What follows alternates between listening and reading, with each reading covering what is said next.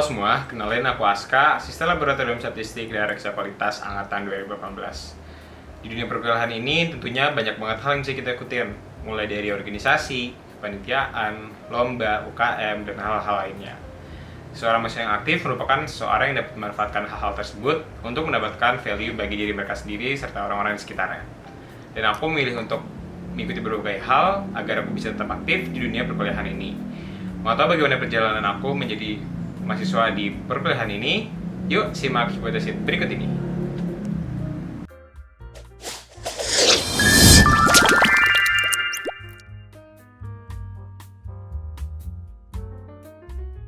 Ya, jadi kalau menurut aku sih seorang itu bisa dibilang aktif itu kalau misalnya dia ngikutin dia tahu apa yang dia mau sama dia ngikutin hal tersebut di selama masa mereka di kuliah. Jadi kalau menurut aku aktif itu nggak terbatas di organisasi atau misalnya kepanitiaan atau misalnya lomba, tapi sebenarnya aktif itu menurut aku cakupannya luas. Jadi misalnya kamu punya passion buat buka bisnis, misalnya buat buka coffee shop, terus kamu juga punya passion buat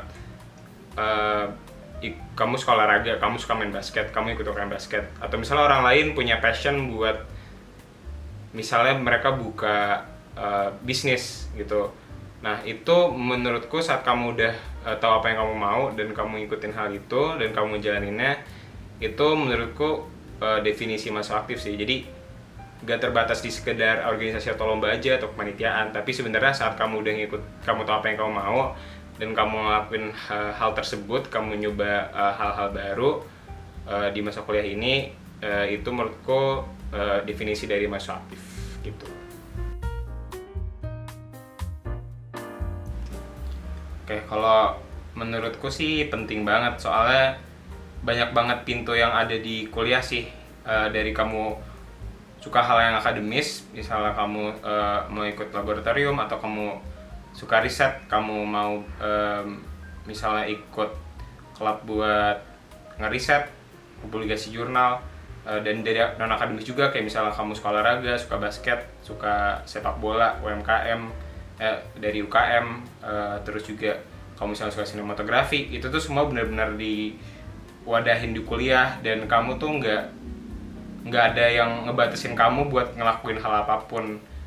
Jadi kamu bisa benar-benar ngikutin apa yang pengen kamu pengen coba ikut, kamu bisa ngikutin isi hati kamu, dan kamu bisa nyoba semua hal itu gitu. Tapi balik lagi tanggung jawabnya di kamu, terkait apa aja yang bakal kamu ikutin. Cuman menurutku penting banget karena di situ kita bisa nge-explore semua hal yang kita mau, lebih besar cakupannya daripada di SMA. Soalnya kan kalau di SMA kita kan masih dibatasin di ekskul kan. Dan kayak misalnya ekskul tuh dibatasin cuma boleh ikut 2 atau 3. Sementara di kuliah tuh kamu bebas, kamu mau ikut apa aja ya nggak ada yang larang kamu. Batasannya cuma ya dari diri kamu sendiri yang tahu sampai mana sih kamu mampu buat ikut hal-hal tersebut gitu.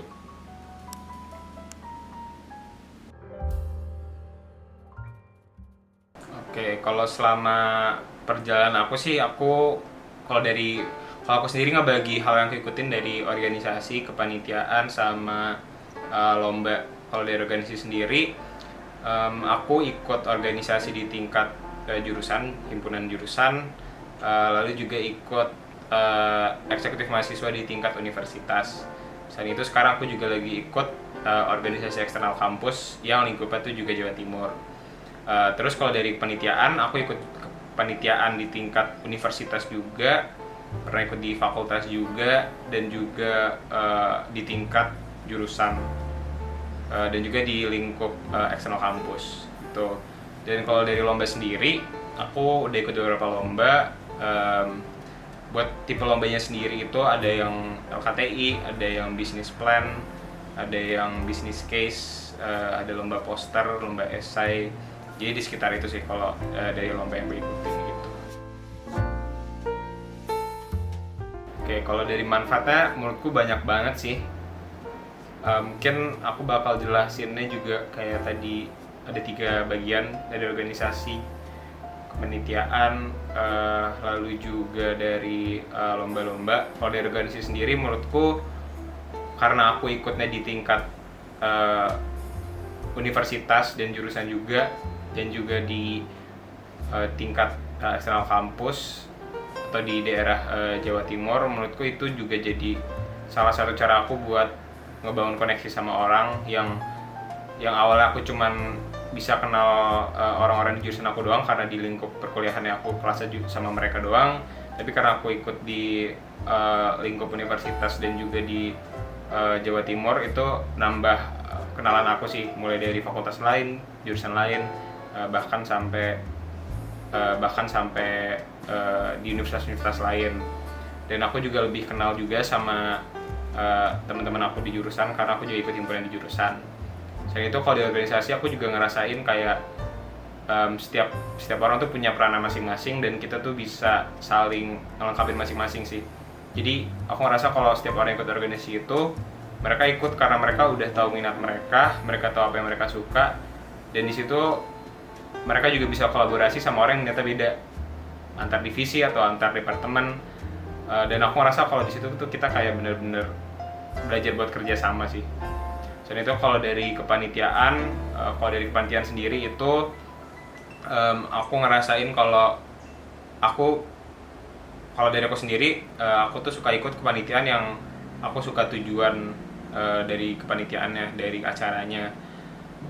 Jadi dari aku ke kepanitiaan, aku juga kayak tadi bisa belajar berorganisasi juga, belajar buat kerja sama.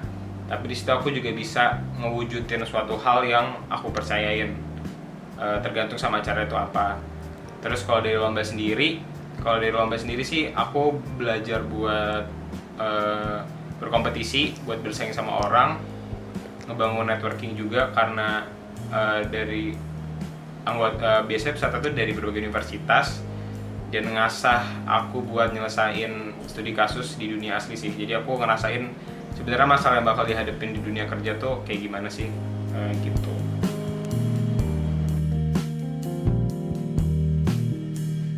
Oke, kalau menurut aku sebenarnya kalau tips and trick yang penting tuh bisa ngebalance antara nge-explore hal yang kamu mau sama tahu batas dan tanggung jawab kamu sendiri sih. Jadi walaupun di sini tuh banyak banget wadah, kamu bisa ikut segala macam, kamu bisa nge-explore hal-hal yang kamu mau, dan kayak kesana tuh nggak terbatas gitu, kamu bisa ikut apa aja yang kamu mau.